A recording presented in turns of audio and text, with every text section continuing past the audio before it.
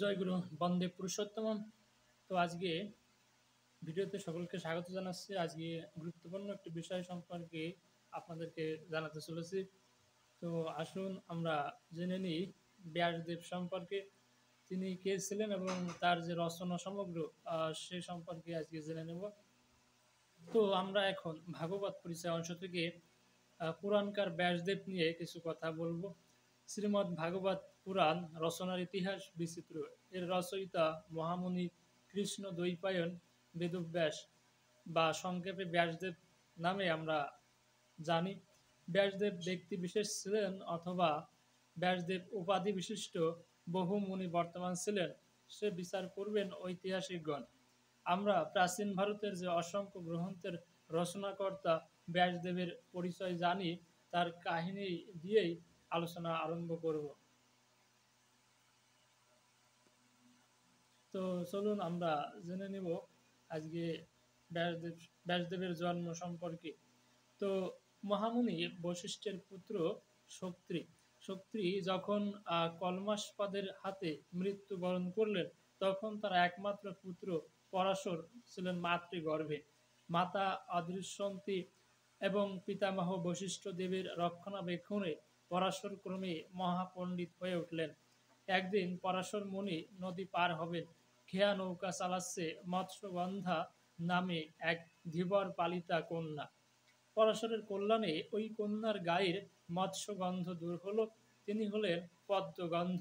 ধীবর দাসরাজের পালিতা ওই পদ্মগন্ধাই সত্যবতী। পরবর্তীকালে হস্তিনারাজ শান্তনু এই সত্যবতীকেই বিয়ে করেছিলেন। যা হোক, সত্যবতীর কুমারীকালেই পরাশরের ঔরাসে তার গর্ভে যমুনার মধ্যবর্তী এক দ্বীপে এক পুত্রের জন্ম হয়। পুত্রের নাম রাখা হয় কৃষ্ণ। দ্বীপে জন্মগ্রহণ করেছিলেন বলে কৃষ্ণের অপর পরিচয় দ্বৈপায়ন। আরও পরবর্তীকালে কৃষ্ণ দ্বৈপায়ন বেদ বিভাগ করেছিলেন বলে তার নাম হলো মহামুনি কৃষ্ণ দ্বৈপায়ন বেদব্যাস। তো এই হলো বেদব্যাসের যে জন্ম, যে পরিচয়। প্রথমে এই বেদব্যাসের নাম ছিল কৃষ্ণ, পরবর্তীতে তিনি দ্বীপে জন্মগ্রহণ করেছিলেন বলে তার আরেক নাম হলো দ্বৈপায়ন, এবং তারও পরবর্তীকালে তিনি বেদ বিভাগ করেছিলেন বলে তার নাম হলো মহামুনি কৃষ্ণ দ্বৈপায়ন বেদব্যাস, যা আমরা প্রত্যেকেই এই নামটির সঙ্গে পরিচিত।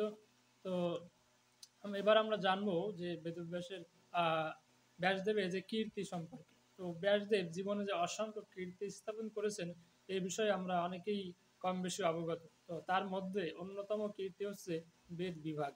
ব্যাসদেবের পূর্বে সমস্ত বৈদিক মন্ত্র ছিল গদ্য, পদ্য এবং আহ, গীতের মিশ্রণে রচিত।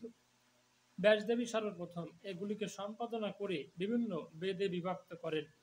বেদ বিভাগই বেদব্যাসের একমাত্র কাজ নয়, তিনি তার সমস্ত বিদ্যা লোকহিতার্থে নিয়োজিত করলেন।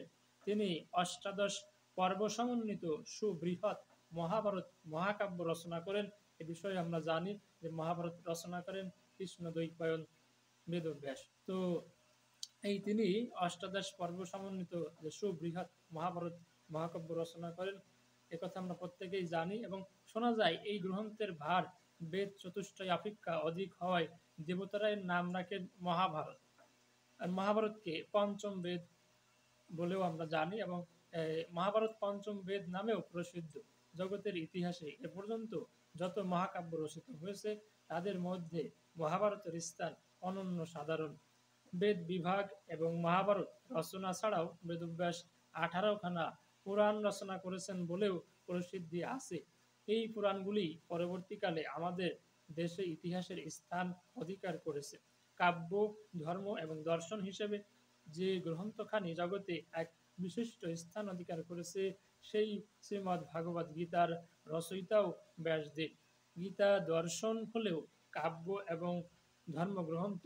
ব্যাসদেব নিছক দর্শন রচনা করেছেন। ব্যাসদেব উত্তর মীমাংসা বা বেদান্ত দর্শন নামক গ্রন্থে অদ্বৈতবাদ প্রচার করেছেন।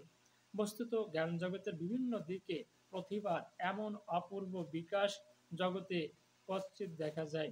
তো আজকে এই ভিডিও এবং তথ্য সম্পর্কে জেনে আপনার কেমন লাগলো অবশ্যই কমেন্ট করে জানাবেন। এবং আপনি এ বিষয়ে যদি জেনে থাকেন তাহলেও কমেন্ট করে জানাবেন এবং ভিডিওটি অবশ্যই শেয়ার করবেন সকলের জ্ঞাতার্থে। তো সকলেই ভালো থাকবেন। আজকের ভিডিওটি এ পর্যন্তই। সকলের জীবন আরও সুন্দর হোক, ইষ্টময় হোক, আনন্দময় হোক, এই প্রার্থনা করে পরম পিতার রাঙ্গার আতুল চরণে অত সহস্রগুলি প্রণাম এবং প্রার্থনা নিবেদন করছি। সকলকে আবারও ভক্তিগুণ আমরা প্রণামান্তে আনন্দিত জয়গুলো নিবেদন করছি। বন্দে পুরুষোত্তমম, জয়গুরু।